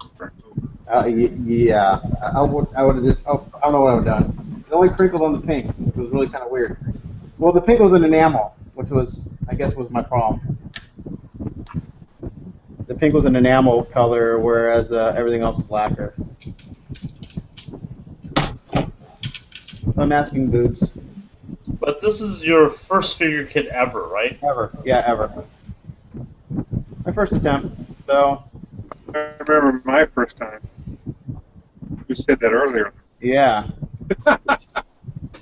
Yeah, we were asking what his name was, right? Yeah. Robert, was it? His name was Clem. Are you asking me or are you asking Mike? His name was Clem. Whoever's gonna answer first wins the cake. I choke on small bones. I'm just going in using a toothpick and a brand new blade to go in here and mask around the. You can kind of see here though. I got the suit pretty much done. Got all the piping. So all the black was initially done with India ink, like I said, but it was wiping off. So I went back and I hand painted it with enamel, and that was relatively easy. The only thing that's left is I got to paint the stars here on the. I got to paint the stars in the middle silver or chrome, hand painting on that, and then. Matt. Yeah. Someone on the chat or on the video chat is asking, are you getting the female Utopia kit to go with the cosmonaut? Female Utopia kit. Oh, from Industrial Mechanica? I don't know. I haven't decided yet. Good answer. That's a whole different. That's like a different. It's the same artist, but it's a series of 3. I think there's 1 female and 3 males that's coming out, and the female's the first one. And I think it's a slightly different scale too. I don't know. Maybe it's 1/6 too. I'm not sure.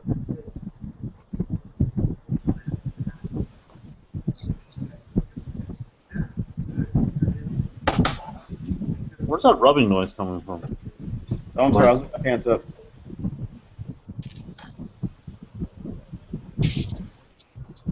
All right, guys, I gotta run. It's close to midnight here, 11:30. So, hey, thanks for inviting me. I'll talk to you soon, okay? All right, Jim. See you guys. Thanks for joining us. Hey, thank you. Later. Bye. Catch you later. See you later, guys. Bye. Thanks. All right, Jim. Get you on the flip. So nothing's more nerve-wracking is cutting tape on a kit that's 99% painted. I do that all the time. I paint something, I put tape down, I cut it. I do too. But this is one where if I screw up, it's a lot of work to fix it. It's still your first kit, so you can chalk it up to, you know. I usually give up. I'll get to a point where, all right, it's not perfect, but I'll try to perfect the next kit. It's learning experience. I'm not going for perfection by any means. I just want her to look like a human being. It was that bad, huh? Yeah, it was pretty bad. Is that the female Hulk? And my blades are not sharp. I need some new blades. Yeah, that's. I think I'm going to stop before I'm getting frustrated. So I don't want to mess it up. Okay. She's looking good. So we should be messing with you. Yeah. I think I'm going to sign off too, guys. All right, there's Matt. Yeah. Next time. All right, brother. See you.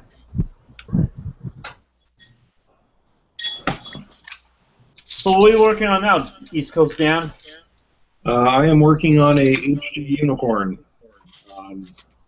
I don't know if you actually sell these with the head kit, which I guess are pretty hard to get hold of now. So Can't stay up late like Dan here, East Coast. Yeah, Dan's cool. That's right. He's hanging out. He's. To go to bed. Come on, really? Sleep is for the weak. Well, George is still here. He's East Coaster. Jordan's East Coast as well. That's right. George is a Red Doesn't Sox keep him fan. away though. What'd you say? George is a Red Sox fan. Not really. What is he doing? Are you more of a Yankees fan? No, it's like I enjoy going to games, but I don't really care about the teams. That's baseball, right? Yeah, I mean, like it was fun when the Red Sox were winning the World Series that one time because they hadn't won in like forever, and like there was just like roaring in the streets, and that was pretty awesome. But after that, it was too hard to get tickets, and so I couldn't go there and just enjoy the game. So I'm like, whatever. Now I go see the minor league teams sometimes because I can just go there and have fun. Dan, you're not a Yankees fan, are you? No, I don't really do the whole sports thing. Okay. Yeah, we build models. Most of us are not, I mean, it's a good excuse to drink beer and eat wings. That's as far as I get. That's true. Sport. We do that when we build our models. Also true. We, Except yeah. not eating wings. I don't do that while I'm working on models. And how did that work out with your kit with drinking and and building, Dan? Well, here's a Gundam kit with some Valkyrie ears on it, so that'll tell you. Yes. In your I face, think it looks Naruto. good. I don't care what they say about you, Dan. I think it looks good. Because only the Valkyrie guys are going to know. That's right. The younger kids who didn't grow up on Macross, they're not going to know that. It didn't come from nowhere. Look, these are like super deformed, super Valkyrie boosters, and they come in a Gundam kit. Come on. Yeah. You recognize that? What you That's the part. need to do is to piss off everyone is to put some 5-star story parts on that thing. Really go. piss them off. You might be compared to Hitler if you do that, Dan. I don't suggest it. Yep. Mike, can I rate your I'm go there. Mike, can I rate your like $80 Bang Doll kit for some parts for this thing? Angel has one of those $80 Bang Doll kits. Yeah, I know. That's probably going to be my next build because I think the wife isn't going to let me build anything else before that. So. I thought you were supposed to build. That's a fancy name for a blow-up doll. You leave his Bang Doll alone. Okay, well, next time show up to Anime Expo, and you'd know. I think Tim would have fun if he hung out with us at AX. Actually, I think he'd have more fun if he hung out with us at AX. No, he was too busy building 40 master grades. Tara would have fun at our panel. Particularly the 18 over one, for sure. No, see, I would have fun at the panel, but that would require me to go to AX, which I don't like anymore. Bullet. Yeah. I'm making fun of your butt, Terry. Is George getting ready to paint? Holy crap, I haven't seen George paint ever. Oh! There must be 2 moons in the sky. Well, you've seen that I bring painted models places occasionally, right? Yeah, so but therefore You actually have a magically, spray booth. they're usually old I painted thought models. elves did that for you. don't you just love my shitty old spray booth? Yeah. You know But yeah, what? logically, It's a between spray building booth, not and the left. painted model, But it's a spray booth. What's that thing in the back of it? filter. It's banged off. How do you paint with all that stuff in front of your paint booth? Very carefully. It just gets covered in paint. It helps keep the mess clean. That's character.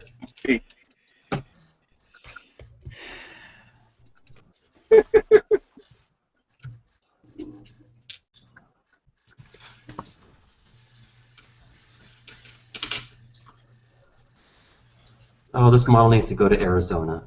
Nice headphones, Logitech.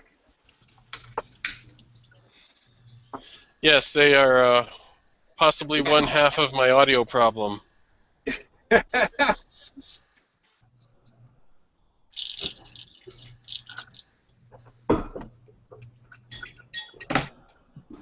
So, Angel, you building like all the same piece and then moving on to next and all the same piece? He hasn't been talking at all. Yeah, Angel's been talking too much. yeah, I'm building all like all those ones, like the shoulder joint or all the left arm or all the arms all at once. That's horrible. I know. I want to go to his house and like throw Dan, everything on the ground. it's morale shattering. I'll have you know. You guys are probably on suicide watch by now.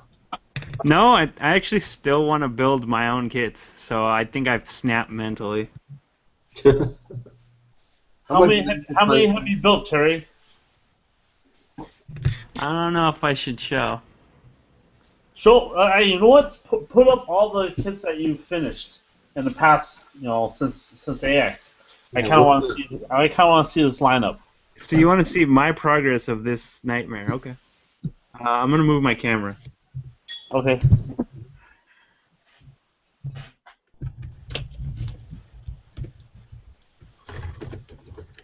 Fuck me. Holy crap! Are those all done? No, they're Like- it's the torso. It's the torso, hip, head, Are we left going arm. bowling? Stormtroopers in Return of the Jedi when the Emperor comes. The ones in back aren't really done. You can stand on their I own. thought you were talking about my Slave 1. I'm like, no, that was built during Expo. No, Can we go bowling? no. Clem, they wouldn't stand. They wouldn't stand on their legs. I showed you right. before, but That's why there's here's a kit sitting with on legs their because this is a testing kit. All right, watch the legs. Goodbye. Wow, that's some quality workmanship. What'd you do, Terry? That's very built fighters. Yeah, the problem is they both go into the same joint, so they don't go deep into it. So you think about that. Deeper.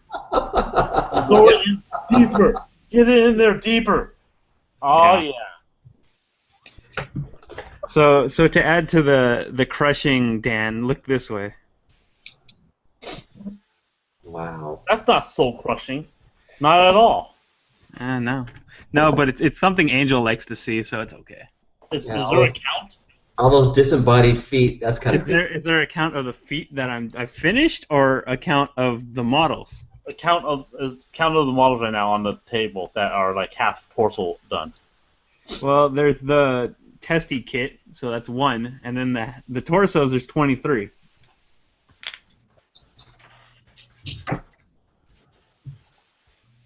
I've just pointed at my RX-78 now, which I lost the damn PVC joint, so I can't continue building it.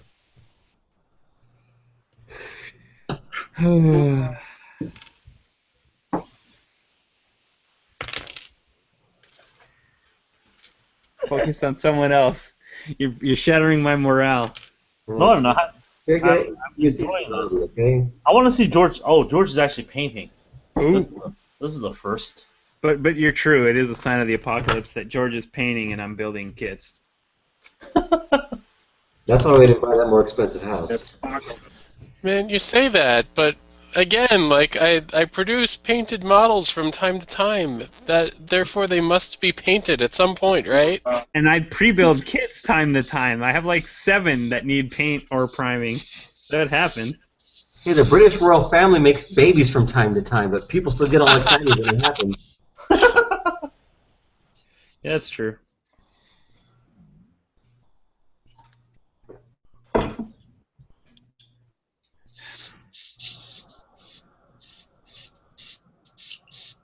Dan, you making it to the Bill Gathering? I should be. Yeah, I can't see a reason not to. We're firing up the grills because Nate wants to bring food to burn. Okay. I got some brats and some hot dogs and some buns I can bring. Cool. Don't let me down, Dan. I can't drink, so you need to drink heavily. Oh, okay. Well, Oh yeah, we're breaking up the New Year's Eve hat. Here we go. Flashbacks of Dan drinking heavily. Huh. I'll be on bartender duty. I'll get a bunch of recipes and make it for everyone and cry internally that I can't have one. So it's alright. You We can have. We won't tell on you. Nah, it's all right. Well, if you have a medical condition, Jesus. I've stuck pretty well to this, so I'll hold out, and then next month I'll go to the hospital for alcohol poisoning. Say that, but it never comes to fruition. Yeah, I know, because I know to go throw up, so I don't go to the hospital. Yeah, but that's just nothing but disappointment now. I don't I think have can, expectations that need to be met. I don't think I can ever get to crawling on your floor without the ability to walk, so I'm dragging myself on the floor again. I don't think it's going to happen ever again. Why not? Because I was like 24 at the time. I'm 31. There's a huge difference. Wait, we've been doing these gatherings for 6 years? Actually, Yeah, we're 7. 7. 7. Track 30. What do you do? Come on. Wow. No, I wasn't new, Mike, but that was when I was like, oh, gotta drink everything in sight, and then I was like, that's a bad idea the next day. Who's going around? Our person we get to watch do that now is Ed. Yeah, Ed passed out last time. That was hilarious. Ed can't handle his liquor anymore.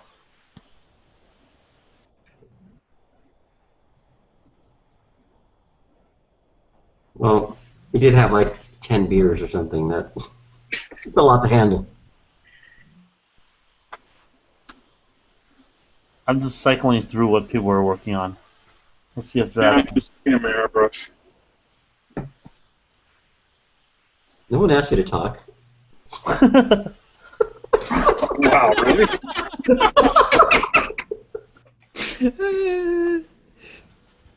Get out of here, American winner. You're good for us now. I haven't won yet. Even though I told you were gonna do it, even though I was drunk, but I was pretty sure I was right. Oh God, Terry, you should have been there at Anime Expo. No, I know. I think were you texting me or somebody was texting me telling me that was going on? Like, what was going on? Mike, relax, Mike. You got it. It's okay, Mike. No, I was facing. Are we ripping on Mike now? Oh, this is great. I'm just cleaning my airbrush. See, Mike, at least you have that experience. Even when I get to finally building kits again, I'll be like, is Clem dead? Is Angel not there? Is Dan sick? I might win. Do I have a chance? No. I'd have to put an asterisk on my stuff that said assisted by Clement Ing or Dan or Angel. What are you talking about? Just build. Do it. I have faith in you, Terry. After the soul crushing, I'll still keep building, yeah. Don't worry. I thought Cristiano was helping out. Yep. She give up? Nope. Really? It's all made of tissue paper. No, we can zoom in and look at Mike's contact list.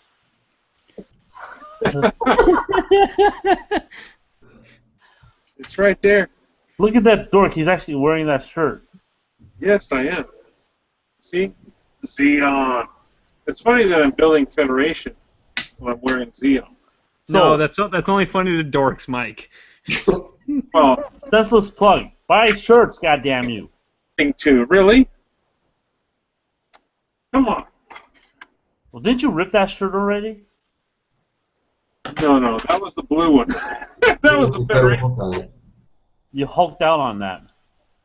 No. It got, I was trying to put my phone back on its holster. And I ended up, ripping my shirt in the process. Whose fault was that? Mine. Why anybody? What the hell, Mike? You didn't get distracted by the text message I just sent you? Yeah, you did.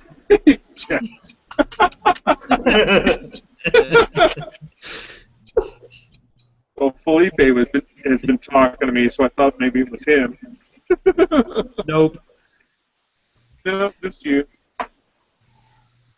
We're like that commercial for a phone or whatever it is, or it's two kids sitting at the same couch texting each other. Yeah, really. They could do is turn your head and talk. Yeah. No, Nope. we do that.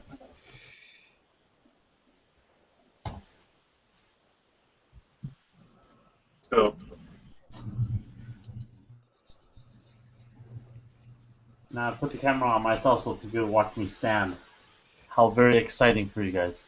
We have all of like 10 minutes left in the broadcast. I'm just finishing a little bit of appreciation here before I do the final coat of blue. You want people to watch you? We can. You don't have to. George is actually. What's Clem is trying to ask is, you like being watched? Are you a voyeur? No, that's the person who watches. Oh wait, sorry. Are you an exhibitionist? Maybe. Sounds like an 8mm film on somebody's camera. Yeah, it's my compressor. Sorry. It's an 8 It's not loud. It's just nostalgic.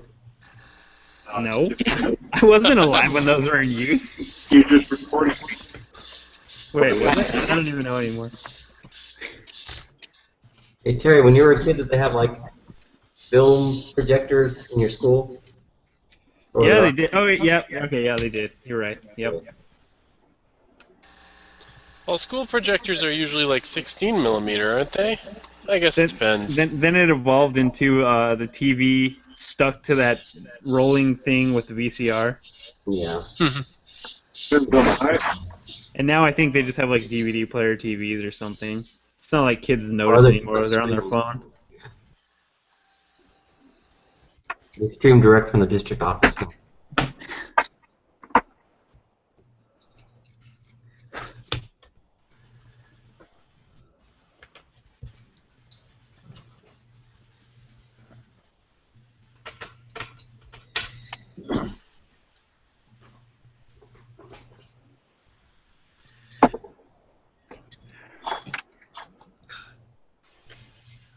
Yeah, I'm gonna go back to presenting myself to. Yeah. Now you gotta watch me clean my airbrush. They're watching me while I sand.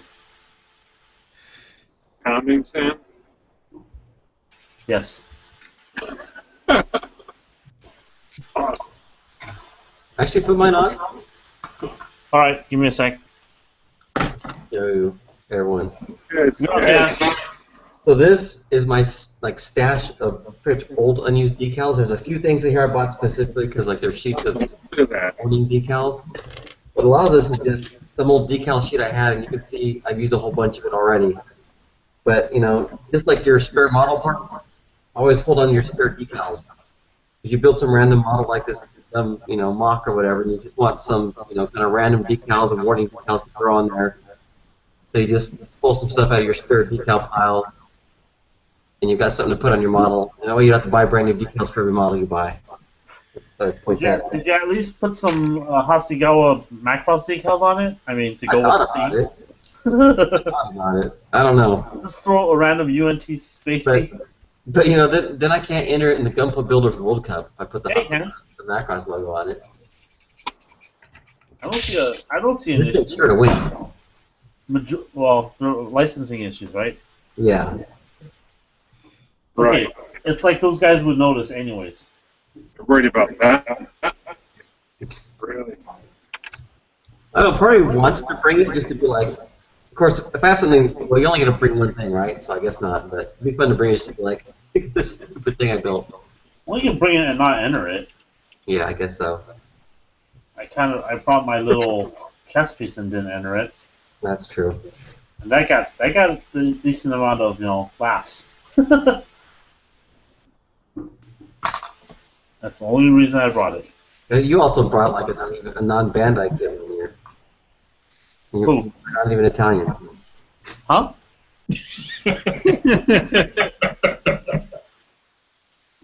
I said that was that one year you brought that SD like non-Bandai kit. Oh yeah, and I just wanted to see if they'd figure it out, which they did. They finally figured it out on the last day, I think.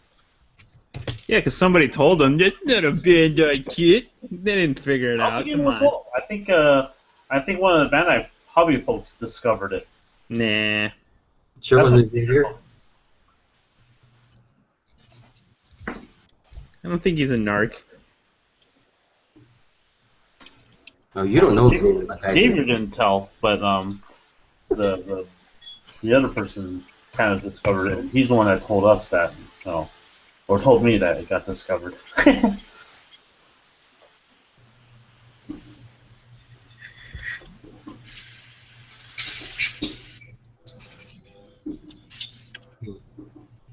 So, has anyone ever seen one of these? It's called a flexi file. I mean, it's easily made. You could just take a piece of metal, bend it into a U, and wrap some. It's pretty much a mini hacksaw is what it looks like. Wrap a piece of sandpaper over it, and it works as a nice little file system for getting some curved areas. That's kind of cool. And I find this useful in like figure kits or areas where there's kind of some folds. Huh? Now we're down to about 4 minutes, so why are we echoing again? That's gone. So anyone here have anything to plug?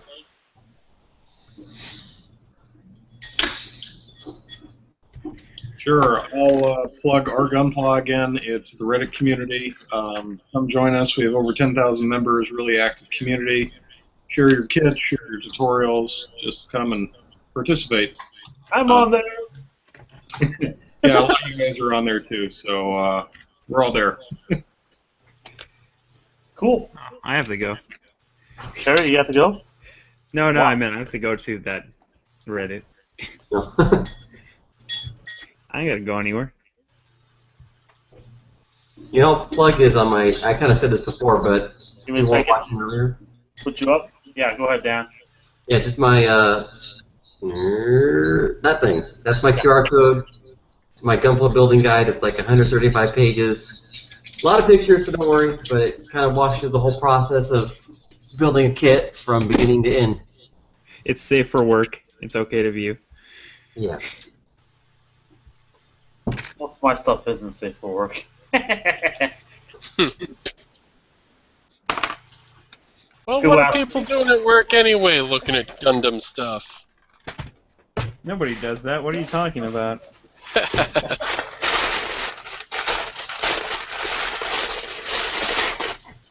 is that?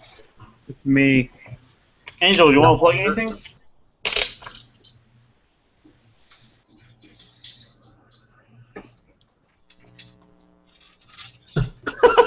Wow. Buy our shirt. He ditched us. No, he says buy our shirts. We have awesome shirts. People actually have been buying them online. We're down to about 40 some odd shirts. So get them before they're out. Georgie. No, nothing to plug right now. Cool. Hopefully, maybe next time.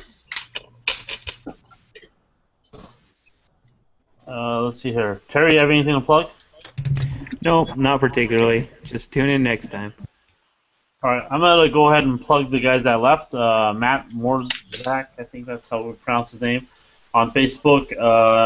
Also Jimbo, he goes by Gunpla Fixation. He has a Gunpla Talk. They just had their 3rd episode this past weekend. If you subscribe to his YouTube channel, I think Dan was on the Gunpla Talk number 3 this past time. So they have usually a live broadcast. I believe every other Saturday, or it's usually on a Saturday. It's a pretty good show, and they sit there and chat about current topics, roaming around in the Gunpla world. And for us, we have a build gathering on Saturday. So if you guys are interested in joining build gatherings local to Southern California, you could email me at gammabenray@yahoo.com. and I'll put you on that email list. And we do a build gathering once a month with a good number of these tools here. And it's generally a good time. There's a lot of people that come to our build gatherings and have learned a lot. There's a lot of people that have come to our build gatherings and have learned nothing. But, it is what you make of it, and it is what you take away from this. There's probably one or two that even left with less information than they started with. Yes. We implemented the, no rape rule. Wow. Really? Kidding. We stopped inviting Bill Cosby. So people can feel safe around their drinks again. Alright, sorry. And with that, we're done. See you in another 2 weeks. Bye. Bye, guys. Good night, everybody. Bye-bye.